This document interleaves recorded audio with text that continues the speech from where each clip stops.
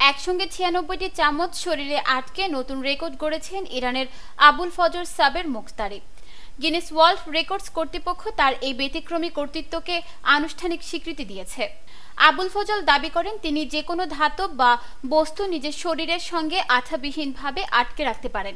বিষয়টি কেবল কথার মধ্যে সীমাবদ্ধ নয়, প্রমাণও দিয়েছেন একাধিকবার।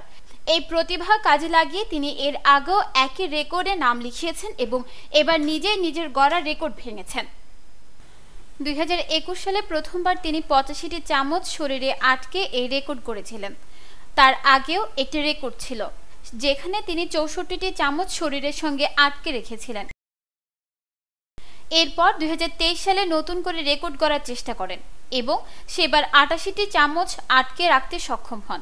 সর্বশেষ ২০২৫ সালের জানুয়ারিতে তিনি ৯৬টি চামচ একেবারে শরীরে আটকে আগের সব রেকর্ড ছাড়িয়ে যান।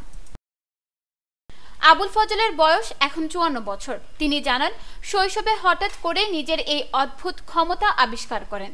এরপর বহু বছর ধরে কঠোর অনুশীলনের মাধ্যমে সেই ক্ষমতাকে আরও শানিত করেছেন।